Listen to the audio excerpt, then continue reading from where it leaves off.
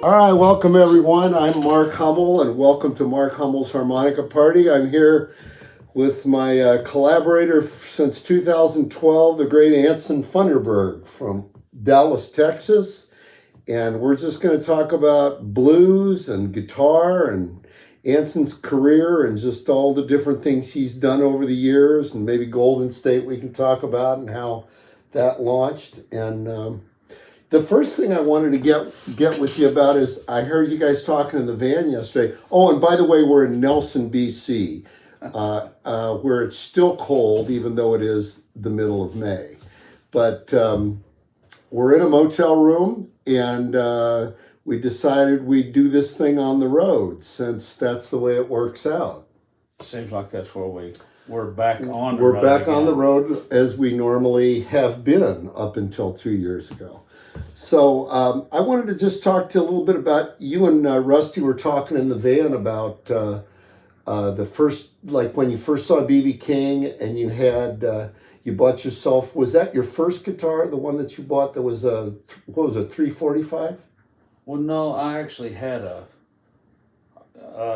my first guitar with my parents bought for me. It was just a little old round hole acoustic guitar. Right.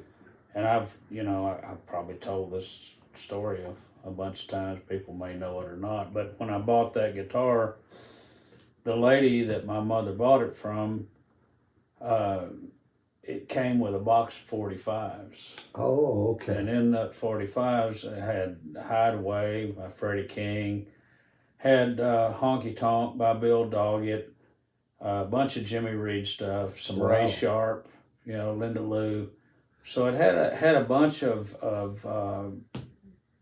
shuffles, So it's kind of like the So- guitar and shuffles. What were you going to Yeah, do what was I after gonna that? do after that, But it also had Snowcomb in it with Albert Collins, and Right. I heard that and I went, "Holy cow! This is." This is what I want to learn. Wished I knew how to do this. Yeah. So then off we go. Well, But, that's pretty serendipitous. Like, this is what I'm supposed to do, kind of, right? yeah, I think what you overheard was me ruining a 330. Right. And then you saw B.B. King, and you bought a I was a 330. I was a huge fan. I had a 330. The 330 had P90 pickups in it, and B.B. King had a 335, so I wanted mine to look just like his. Not realizing it wasn't the same guitar. No. One has a block of wood underneath the pickups, and the other one's hollow. And, Aye. And I drilled out the holes, or I had the holes drilled out, with the person telling me, this may not work, because I had to have that. And sure enough. And sure enough, it did not work. All it would do was howl from then on. Oh my God. So how old were you when you had that guitar? I was probably 17, somewhere in there. And your first guitar, you were how old? I was really young. I was in like grade school. When you got all the 45s? Yeah. Wow. And why the nightcap were a big Right. a big deal. Nightcaps. Nightcaps, I don't know if I right. pronounced that. Not Little Charlie and Not the Charlie, Nightcaps. but it was the Nightcaps. Right.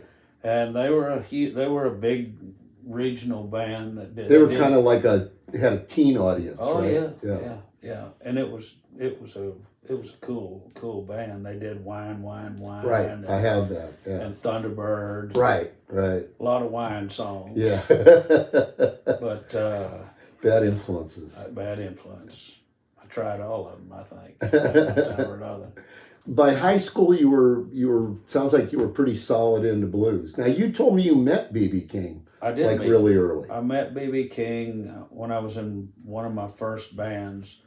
The rhythm guitar player's mom was the manager of the band, and she went with us everywhere, and she was sort of like a guardian for me, because I couldn't be in nightclubs at that age, so I had to have some sort of Legal guardian, yeah. Legal guardian.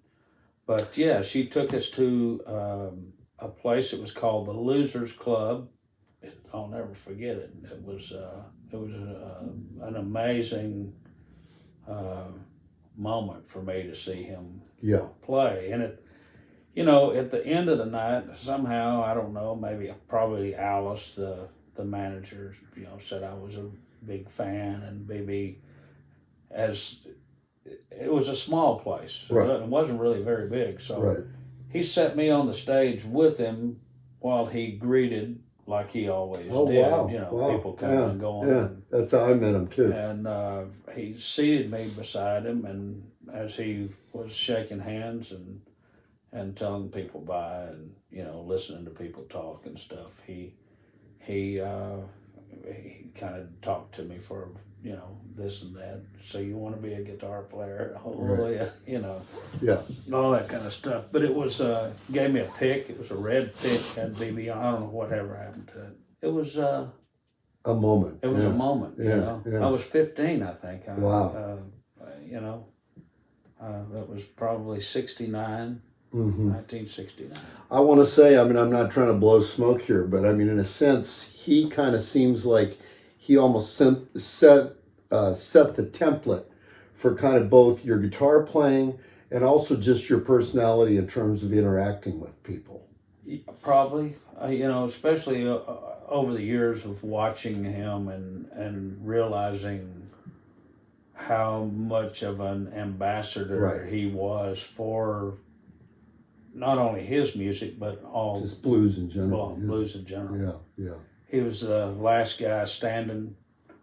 He shook hands and talked until no one's left to talk. And I've seen you do the same thing. Well, I love people. Yeah, you're kind of the ambassador of Beale Street and King Biscuit, and when you're down there, it looks like you're running for political office.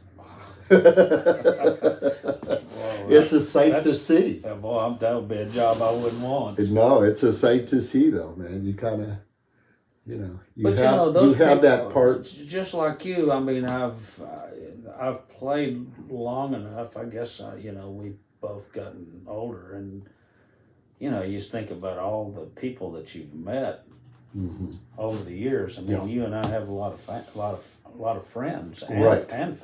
Right. And fans that are friends. And the best part is that you know how to kind of like make them think that you haven't forgotten them. Well, that's a real gift too. There was once upon a time when I did remember better, and it might have been a few friends ago, but I still know faces and know people. Right. Sometimes anymore, sorry if I don't remember your name sometimes, but I've kind of got to the point where I'm not 100% anymore. Right. Well, I think all of us are. Just at the age we're at and the number of miles we've done. And well, it's very important for me to show my appreciation of people coming to see me for sure. For 40, 50 years. Yeah. It's a long time. Yeah, I started playing in nightclubs when I was 15 years old. Yeah, that's amazing. And then here we are, 15, 16 years old. I'm 68. Yeah. It's amazing that we've been able to do what we love for this long. I never thought I'd ever be able to stay in this business. I'm still looking when I'm going to have to get a real job. It may happen yet. No, I hear you, man. Oh my God. Well, you're lucky because you both you and Wes Starr, who you've worked with forever. Both you guys have this ability to if times are slow, you can pick up and you can do these different things that you know how to do besides music, and that's a real lucky thing. I don't have. I'm just useless if I'm not. Booking or playing on stage. Yeah. And I have good friends that help me. Right. After you got out of high school, when was the Bee's Knees band? So somewhere towards the end of 75, the beginning of 76 till 78. I believe, because I started the And Rockets. that was a successful band. It was, well. I mean, you guys were on a real label and all that, right? Well, we had 2 records out. It was on Derrick Records, and we had lots and lots of interest in major labels. Right. I mean, I'm sure everybody that's an artist has, had those, moments where they almost made it over the hill, but didn't. Right. That's true. That's and that band was sort of one of them, and different kind of music. They called it tropical rock. And there were 3 singers, and they were really the bee's knees. And the rest of us were just in the band. Right. But very successful around the Dallas-Fort Worth. And really was a stepping stone for me as far as being able to get press around Dallas and people know who I was. Right. So how did you meet the original Rockets? You guys ended up on Blacktop, I guess 2 years after you started? I think that's right. Yeah. But how did you meet, like, say, Daryl Nullish and Freddie Farrell and those guys? Well, I knew Freddie from living in Austin because he played in a band called Storm. Oh, he was in that band. He was in Storm. With Jimmy Vaughn. Yeah. Wow. And as far as Daryl, Daryl and I got introduced by a guy named Charlie Wurz, who owned Charlie's Guitar Shop. Oh, yeah. In Dallas, it was a famous guitar shop, or at least that's my remembrance. Right. Now, how did Hammond end up signing you guys? Well, we started the Rockets, right, and it was Mark Hickman, David Watson, and Daryl and myself. Okay. And we were playing in New Orleans at a place called Clarity's. And Hammond happened to be in there, liked us, and you guys were the very first band on Blacktop Records. Yep. Talk to You by Hand was BT 1001. That was the very first Blacktop recording. Yeah. And I also met Doug Reinach, the old piano player for the Rockets. Yeah. He was opening up for us. Really? Playing solo piano at Clarity's. Too much. And now, was he living in New Orleans? He was living in New Orleans. Oh, okay. Yeah, I know Doug from him playing in my band for about a year and a half. Yeah. That pretty much put you guys out into the scene. I mean, it seemed like him and Scott did a really good job of getting Blacktop out there and all over the country. Pretty quick. Yeah. I mean, I guess for a first record, I mean, we did 2 records for him fairly quickly. We did She Knocks Me Out, and then the first one, Talk to You by Hand. And their label. And he started a real label in the sense of that he was signing people like right from the get-go. He signed Ronnie Earl, as I recall, early on. Who are some other ones? Mike Morgan and the Crawl. And then later on. And you got him that, right? Didn't you get him, Mike? Mike, yes. Yeah, you got him signed. Yeah. And I also introduced him to Big Joe and the Dynaflows. Oh, okay. Right. But, Earl King. Yeah, I mean, he ended up getting all kinds of great people. Of wonderful people. Yeah, and, Snooks Eaglin. Yeah. Thunderbird Davis. Made some wonderful records. Yeah, great. And really helped everyone. Yeah. On the scene. I think he was really very influential kind of in that Southwest or the southern scene and, up in the Northeast. That seemed to be, between Texas and the Northeast, it seemed like that was kind of his That's true, but he also signed Rusty. Right, but Rusty was pretty late. Late in the game. But Rod, that's true. He had Rod in there late in the game and James too. Harlan. True, good point. So they were really sort of. They were a pretty solid. They were record label, Absolutely. It's and Mindy Giles started in there, I think, and then moved to Alligator, right? I can't remember if it was backwards. I think that's backwards. I think she was with Alligator first. But it was what a wonderful time having a band and playing music and Well, and I mean, you guys had all those great shows in New Orleans, like the Bluesarama, the Blacktop Bluesarama, and these package shows where you guys would back up, all these great people, and you guys were obviously doing that on record too. we did. More more in the beginning than at the end. We were busy, and as time went on, of course, Hammond was able to find other people in New Orleans where he wasn't bringing people down. Right. But he used enough of a core of people, like he'd fly me in, but maybe not with the band. Right. And he always used Kaz a lot for doing a lot of the horn arrangements and stuff. So I mean, Blacktop. A lot of key players in there. A lot of key players, and Blacktop, I think, sort of developed some sort of a vibe and a sound of its own. I think it's sort of like Chess, Right. It was it was a lot of fun. It was nice to be a part. You guys had some great shows, man. I saw a lot of great shows down at Tipitina's, on the Blacktop, those different Blacktop shows. A lot of people I got introduced to, like Bobby Radcliffe and Robert Ward. He's another one, I mean, Snooks I already knew about, but I mean, those shows with Snooks and Earl King were just stellar. Great. Incredible shows. And the records that they made were... And you got to make a record with Snooks, right? I did. Snooks It was, I think we did half of it, and then Ronnie Earl's band did half of it, and the name of the record was called Out of Nowhere. Right. Well, Hammond and Nauman, they deserve so much credit in putting all these things together and making a lot of this stuff happen. I think just from finding artists or even as time went on, they kind of, like I said before, they kind of found musicians, and they'd add other people. Like Ronnie played on a lot of records. I played on a lot of records. Kaz was on. Ron Levy was on a lot of records.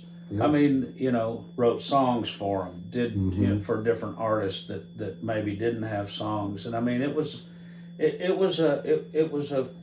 fun time, and it was a great time, and I would think exciting. It was very exciting. I spent a lot of time in New Orleans. Yeah. At that particular time, knew a lot of people there, and it was great. Yeah. I mean, I don't know what else to say about it. Well, the one thing I really want to get into, because I met you, I think, in 1986 or 7, and I think you had just started with Sam. I did. Okay. 86 was because I remember walking down the street in Dallas, me and you, and we ran into Mike and Daryl, I think, on the street. Mike Morgan. Yeah, and Daryl Nolish. Because Mike actually, Daryl actually played with Mike. That's what I'm saying. Yeah. And I think we were walking down the street and we ran into those guys, and then you kind of told me, like, you were working with Sam and stuff like that. And right after that, when I left town the next day or a couple days later, you told me to look up Fingers Taylor. And so you were my introduction to Fingers, who became a really good friend of mine. And in Jackson. Fingers, he was an unbelievable collector of records. Sure was. And I'm sure you know that. And you probably spent a many hour with him. I basically got pretty much 2/3 of my collection is his stuff. I'm telling you. Yeah. And a big portion of my repertoire is from his records. He was a crazy cat, man, and I loved him to death. And we first started, I met Sam in Jackson, Mississippi. I would have probably never met Sam if I hadn't have made this Talk to You by Hand record, because we were out touring, supporting that. And in those days, we played at a lot of stores. Right. Well, there was a store called Bebop Records, and we were doing an in-store, and a guy by the name of Pete Cushnie, I found out later, came in and said, hey man, I sure do dig the way y'all did My Love Is Here to Stay. Ah, And I okay. said, yeah, it's a great song, man. And he goes, you know, I play with Sam Myers. And I said, you play with Sam Myers? I didn't know he was still alive. And he goes, oh man, yeah, Sam plays all over Jackson, you Right. know. He goes, I'll bring him in tonight or this. She said, I don't think he's playing this weekend, you know, but and if he's off, you know, we'll come in and see you. And they did, and we just instantly became friends. Right. When you made My Love Is Here to Stay on Blacktop with Sam, which was your first album together, were you guys officially playing together? Or was that prior to? No, that was prior to. Okay. It was just, you know, Daryl was still in the band, Doug was still in the band, Freddie was in the band at that particular time, and I think Jack Newhouse was the bass player who went on to play with Stevie Ray. Right. Now, how did Wes end up as the drummer on that? Because I loved the way Wes played, and I always Right. did. Right. And, you know... You guys had done a Fingers record. We had done a Fingers Yeah. record. Well, after I met Sam, playing over at George Street, I kind of got in Hammond's ear, and I said, you know, we should make a record, put together a really good band, and make a record with Sam Myers. Yeah. And that's all that was. It was just like a project. It was yeah. just a project to do. And then once we did it, the record turned out so good that I said, well, gosh, you know, maybe we can sell this as a little bit of a package show, Right. and just add Sam to the show. So is that kind of what you did? And that's what I did. Oh, okay. And, Interesting. I don't think we ever really planned on, or in my back of my mind thought, well, Sam was going to be in the Rockets for 20 years, which he was. You know, I was just trying to, you know, here's a guy that... Right. It made sense to try it. Yeah. Here's a guy that made records in the 50s and was phenomenal. Yeah, sure was. And it's, you know, at this particular time, you know, when I think back on it, I'm going, Jesus, he was so young. You know, but at the time, I was going, yeah, well, who is this old man? He's an old man, you know. But I mean, he was when we made 48. That record, You said. he was 48 years old. That's incredible. Yeah. And you know, and so now, did you produce that, by the way? Well, or was it kind of both of you? Hammond had a good sense of picking good songs, right? Like obscure things, mm-hmm. and he was unbelievable on finding those things, and he was wonderful of formatting once you've got a body of songs recorded. How to put them in order. How to place them in an order that made it work. Now, how about the actual production? Would you say you learned some production from Hammond? Because you turned into such a great producer as far as you know. And I'm not just blowing smoke because but I mean, you do have a real knack for getting a good sound on a record, and that's an art to be able to do that. Well, having people be able to hear, which is a good headset mix, mm-hmm. and letting people be themselves and creating a good, productive, positive vibe in the studio, right, is sort of all I do. Mm-hmm.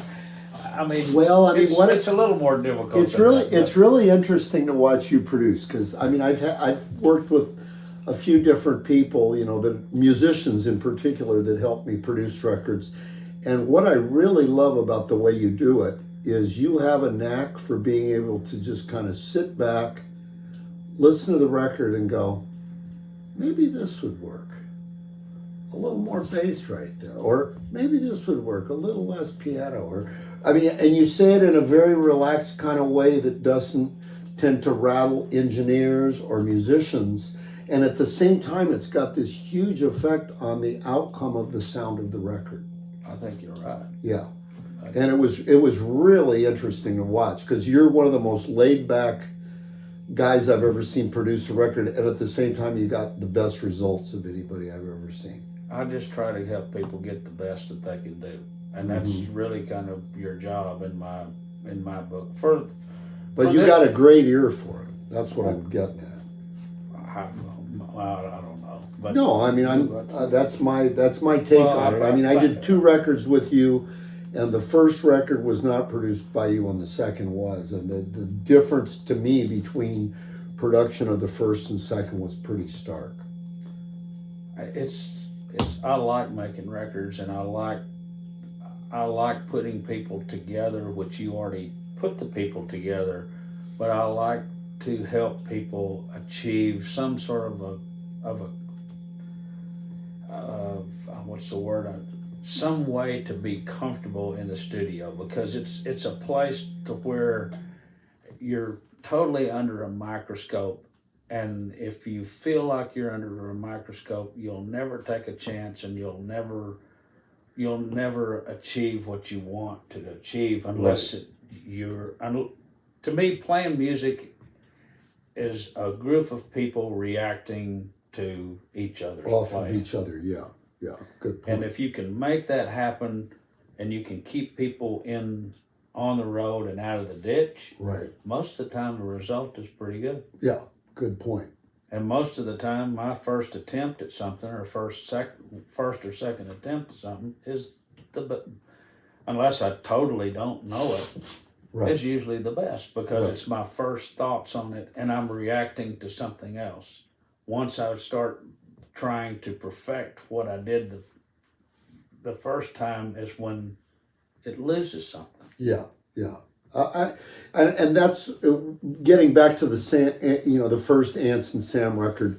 That's where I really had a strong response to that record, because the record was it felt like such a natural combination of you and Sam. The way Wes plays on it, Wes just blew my mind when I heard that record. Those drums, were amazing. And we used a lexicon reverb thing that I'd never seen before until that particular time. And the engineer at that particular time at January Sound was Larry Wallace. And I'm not sure exactly what he did on those records, but I know it was some sort of special reverb type interesting thing. And I'm telling you, those drums sound they're just so present. Yeah, I was going to say, between really all the instruments on it, especially in particular the guitar, the harp, and the drums, just have this magnificent tone coming out of them. I mean, all three, you guys, actually everybody, but I'm just saying, your guys' sound together, and the way, like you say, Hammond picked the songs, the way Sam is playing and singing on it, the way you're backing Sam, the way Wes is playing, responding to everything. It's really, that was an album that literally, I remember I would put it on right before a gig to get inspired for the gig. It was, it's probably my favorite record that I've ever that I ever did. It's not really a Rockets record, but it's a great record. It was really a moment. Yeah, good. I'm glad you feel that way. I do. I do, totally. Yeah.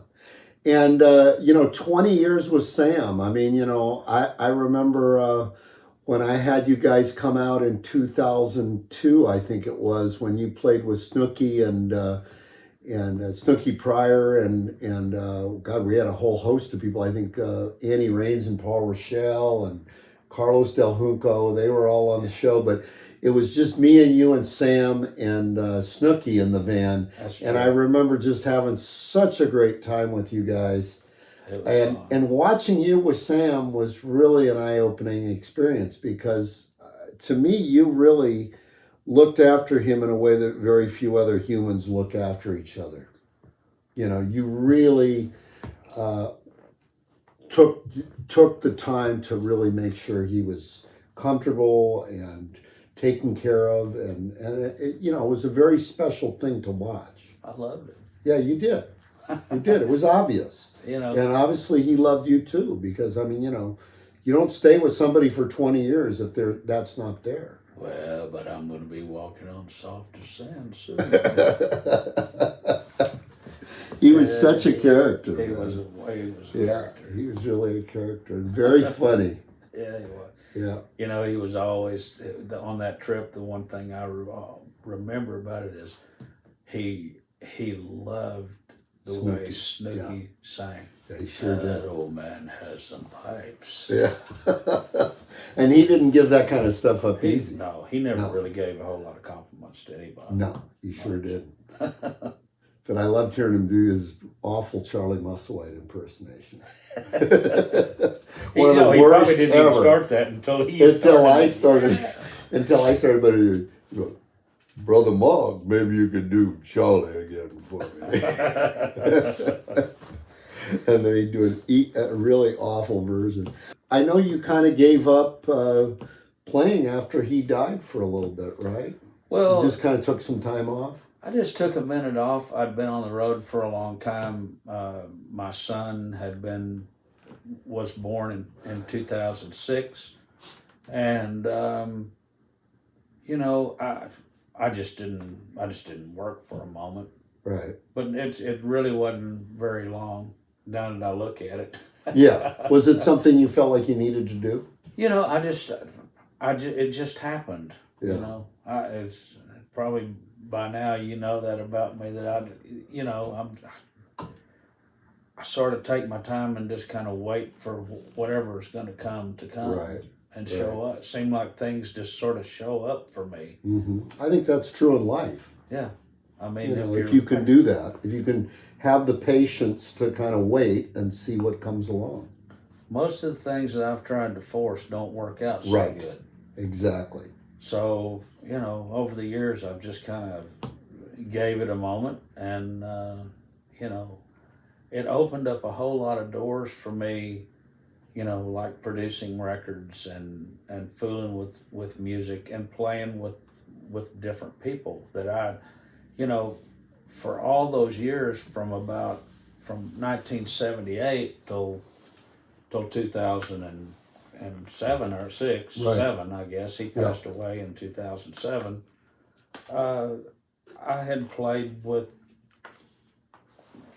my thing. Yeah, always your own. Always my own thing. It was just like when you had us in 2002. That was a rarity. Yeah. I was like, man, I don't know. I that was a rarity. We talked about it, and I was going, you know, I'm so used to doing this, you know, right. And but we did it, and that was cool. Fine. Yeah, it worked out fine. It worked out great. Yeah, I mean, I had Bob, I think, back then with me, Bob Welsh. Yeah. Marty on drums, and I can't remember who played bass. I think it was Steve Wolf on bass. Might have been. Yeah, Steve Wolf on bass, Charles Wheel on guitar. Yeah.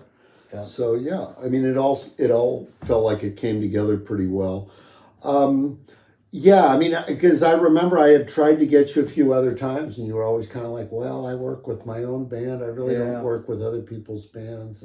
But you know, since then, I mean, since after we started doing the Golden State, right? You know, I mean, I've worked with. You've worked with a lot of different people. You really have. You know. Yeah. You know, I used Eric Lindell. and of course we went out with, you know, after I made that record in 1990 with Delbert, we were booked by the same person, and I did play on some shows with him because we opened up for him a lot on bigger shows, and then I would get up and play, you know, some of the new stuff that I was on that I recorded with him. And how long have you been doing the cruises like with him, with Delbert? You know, a long time. Well, I mean, we did the very first one. Oh, okay. We were on the first one, and the Rockets were on the first, I don't know, 5 or 6 of them, maybe. Right. I think, and then we stopped doing them, and then after that, I started going by myself and just kind of floating around and playing with different people. Right. Delbert and I played on the first Ultimate. It was called the Ultimate Rhythm and Blues Cruise. That was Roger Neighbor's deal. Yeah. And we did the first 2 of those, I think. And then Delbert decided that he wanted to do one.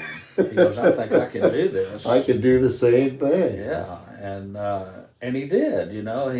But it was more of a singer, not singer songwriter, but it had different kinds of music on it. It Right. was Not strictly blues. It wasn't just Yeah. strictly a blues cruise, so to speak. And I think they. That's probably widened your audience, I would think. I think me doing that record with Delbert absolutely widened my audience. Yeah. And doing some, we actually over the years have had some interesting things happen to us. Like we were in that China Moon movie. Right.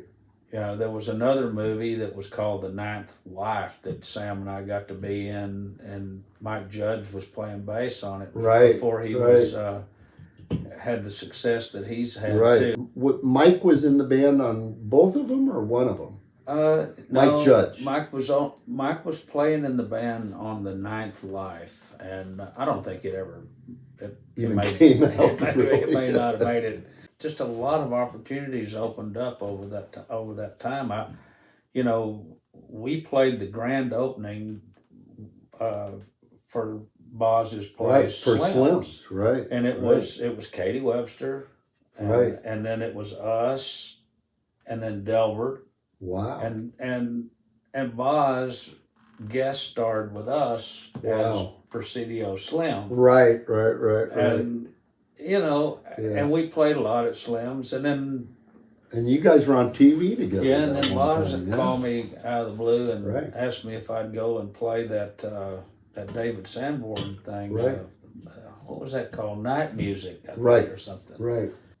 The 90s were pretty good. A good time for you, yeah. Pretty good time. And I was going to say, Mike Judge, who most people know from Beavis and Butthead, when he played with me for about a year and a half, and then I remember got his number. Right, you got his number from me, and he had just moved. I guess did he move to Albuquerque? Was that what happened? He was in Albuquerque. I think you're right. And he had moved back from California. He'd been playing with me when he lived in the South Bay, and then when he left my band, he moved back to Albuquerque, and I think that's when I gave you his number.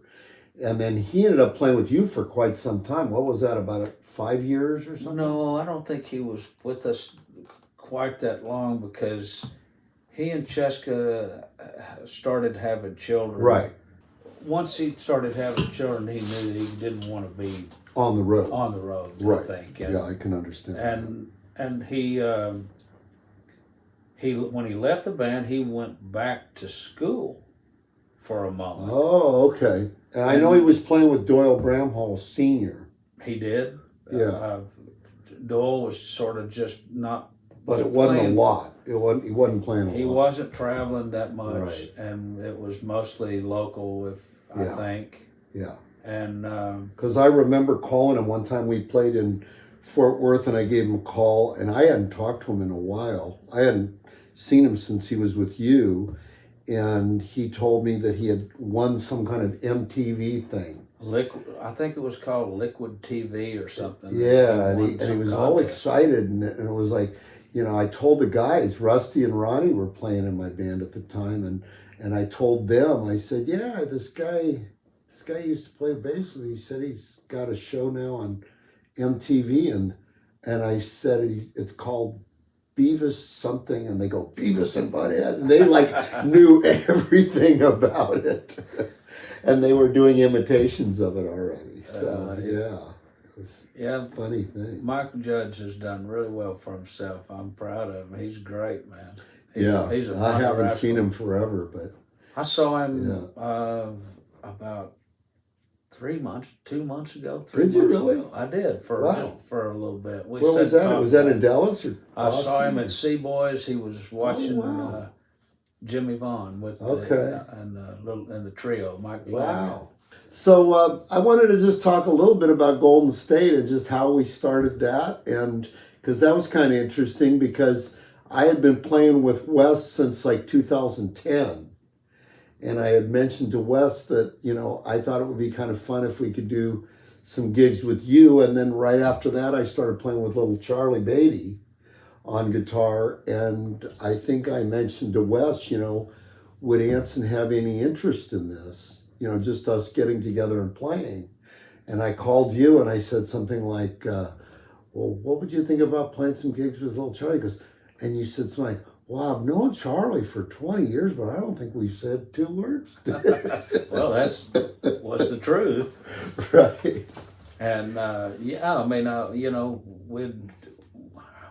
we'd played on lots of things on the same shows together. Right, because you guys were both in the Miller Network thing. There's a great picture. I need to find somebody that has it where I'm rolling. I've got my super reverb and I had my anvil cases and I'm rolling mine this way and I had on like a old wife beater t-shirt with some slacks and he's coming this way rolling another one. Right. And it's like we started looking at each other like 2 ships passing. Oh, that's great. Yeah, that's funny. But, man, Charlie, after we started doing this, I mean, my God, it's like my best friend. Yeah, you guys became very good friends. Best friends, man. Well, I think he trusted you. I think that had a whole lot to do with it. We had so much fun. I mean, it's... And you're very understanding kind of what was going on with him, and that I think that was... Somewhat, I guess. I mean... No, you were very... I mean, it was sort of like the Sam thing, that you just had a compassionate kind of view of him the same way that, you did of Sam, and that... I don't, Mark, I don't know if it's that or it's just I'm willing to let people be who they are and accept them for what they are. I think that's what I'm saying. And I mean, sometimes Sam did things that I kind of went scratch my head and went, golly, why? What? 9/11. Why would you do that? And of course I'd do it myself and look at what I did and go, oh, what was I thinking? But I'm not sure. Charlie and I were total probably bookends. Yeah, you guys were so different. Yeah. We're very different, bar none, I guess, far as someone loving the guitar, wanting to play the guitar, loving music. He's right there with anybody I've ever met. Yeah. Maybe more so. Yeah, just being totally into it. Totally into it. Yeah. Always wanting to be better. Right. Always wanting to grow musically somehow and advance. Yeah, that's right. Yeah. Well, the interesting thing is, you guys as a guitar combination, I think one of the reasons I thought of both of you was because you had both worked in bands with harmonica players. You backed a lot of harmonica, but at the same time, you guys had different enough styles, you being very sparse, him being kind of more complex, but at the same time, he had the jazzy kind of edge. You had this really Texas blues, Chicago edge, and that your styles were different enough that it would work as a combination. Yeah. And that's what I was looking at when I thought of the idea of you two guys working together. Well, I think it worked pretty good. Yeah. It was, I think we got a pretty good response when at least when we first started. Yeah, it was fireworks, man. It was fireworks, to have you two guys on guitars was definitely fireworks. I mean, it was something the guitar players just flipped over. Yeah, no, I mean, I'm not sure they got exactly what they thought they were going to get, but I think they enjoyed it once they were there because the combination really did sort of work. Yeah, it did. And a lot of it was because of you. Well, in the sense of that you were really willing to take a back seat where a lot of guys would kind of get competitive and knock heads. You tended to take a back seat to whatever he was doing. And I mean, Billy Flynn's the same way. I've seen Billy and Charlie together. It was the same way. Billy would just lay back and let Charlie do his thing. Yeah, well, I mean, that's the only really option. I think that's the only musical thing to do. Exactly. Music is never a competition for Right. me. Yeah. Music is trying to find a spot Yeah. to add something Exactly. or Yeah. support. Right. And that's what I love about what you do is that you have a very rhythmic sense of what to play and a very, fill in the spaces kind of thing, as opposed to I'm going to take over. You don't do that. That's not your thing. It's hard to allow everybody to make music when you're a takeover, when you take Right. everything over. Right. Exactly. I think better things can happen when you allow other ideas from someone else to appear. Well, the other thing that was interesting was that both of you came from bands where you were the only guitar players. True. And the fact that you guys could come together and actually play together in a band, that was kind of an unusual thing for both of you. I think that you were. Well, it was pretty much the first band you guys were. That's probably true. Yeah. And it was certainly the first band that little Charlie rode in a van with other people in. Is that right? Is that Yeah. true? Well, I mean, I knew he didn't ride a lot with the Right. In the Nightcat era, but I mean, there's always reasons to take your own car. Right. Really, sort of from the beginning, we just sort of gelled somehow. Yeah. And the more we were able to be together and work together, we became really good friends. I miss him so much because he called me. Yeah. And, well, I remember you told me a thing about him telling you, if anything ever happens and you need a place to stay. Yeah. Yeah. Oh, yeah. You can stay with me. Yeah. I mean, he was... and that was not a normal thing for him to offer. Maybe not, but, Yeah. But he truly became one of my best friends. And like I said, man, it'd be hard. You'd be hard pressed to find anybody that loved music the way he did. Mm-hmm. He turned me on to a lot of stuff. Oh, jeez. In terms of jazz and stuff, yeah. Yeah, I mean, I couldn't learn anything from him. It was far more advanced than anything I understand. Right. He's... Or Django. He was off on the Django thing from the beginning.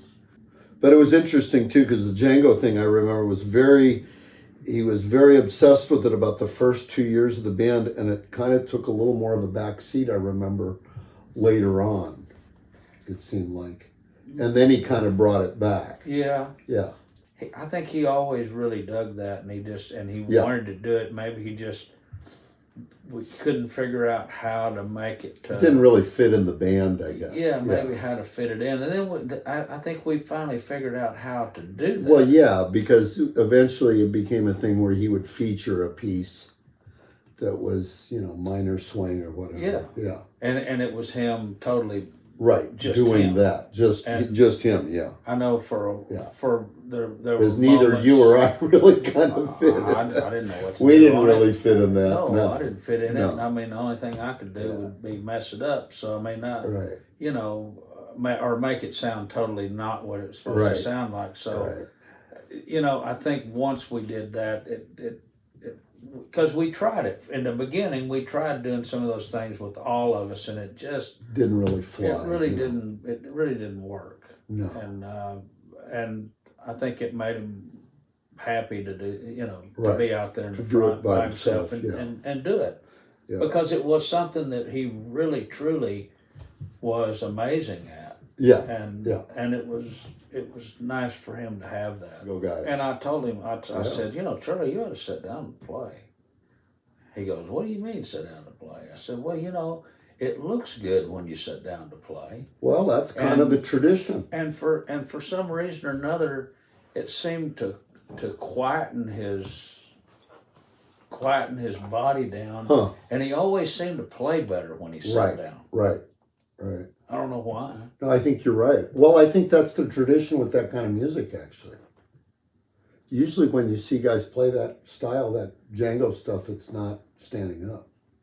Well, after Charlie left in 2016, we ended up hiring Mike Keller for a minute there. Sure did. And Great player. Yeah, and he played with us for a couple of years. And Mike was someone I thought that you guys were simpatico musically. I think it was such a difference though between what we were doing with Charlie and what we were doing with Mike. It wasn't new. It was still the name of, the Golden State. Right. And I think musically it was very, very good. I think it was as good musically probably as it was with Charlie, but somehow maybe visually it wasn't, or maybe it was just that now instead of we were a brand new band with something sort of new. Right. Now we were 4 or 5 years old. Right. And things can sputter. They can sputter a little bit. It certainly didn't have. We're out here doing it. We're out here doing it now, and it's kind of like, I think I have to say, I don't know about you, but there's a part of me that kind of likes to recreate and throw kind of new things in there to kind of spark it. Yeah. And I think, like right now, we're out here with Rusty's Inn instead of Mike, and we're out here with because RW had a stroke and can't really play like he used to on the road.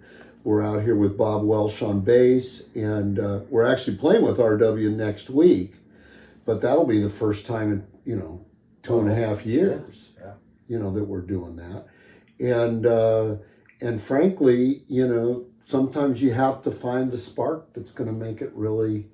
Well, that's true. And exciting. It's anything to do with Mike, because Mike he's an awesome guitar player and a wonderful singer. Yeah, that's right. And I just think it would, and maybe we were tired.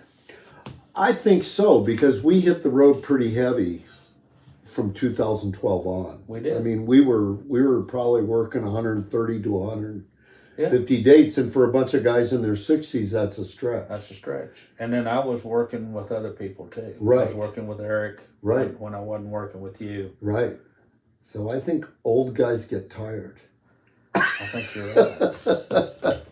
But old guys can't afford to be tired. That's right. But the bottom line is that one thing I got to say, Charlie did not have to be out on the road. No. And the fact that he did it for as long as he did it was a sign of that he must have gotten something out of it to do that. Because both of you guys were kind of in semi-retirement at that point. Charlie loved to play music. Right. And he would play it whether there was people there or not. The other thing I want to mention is that RW and Wes were, for me, they were a really special combination. Well, they were childhood friends. They'd been playing together since high school, and that there was really to me, it was a very special rhythm section to have those two guys together. It was a great band. There's no doubt about it. Yeah. The thing with Charlie, it was brand new. The thing with and then with Wes and all of us, it seemed like, like Charlie and I never played together, but, he had played with Wes, I guess, or he'd played with RW. Well, he played with RW, you and Wes had played together. So we were really kind of bringing everything into play. It's sort of like what we're doing right now. Bob Welsh and Rusty have played together. Me and Rusty and Bob have all played together. You and Rusty have played together very little, but at the same time, it all still works when everyone kind of knows everybody, and you have that combination of people that are familiar with each other. True. Yeah. So anyway, the other thing I want to mention is that I'm messing around with learning guitar and stuff.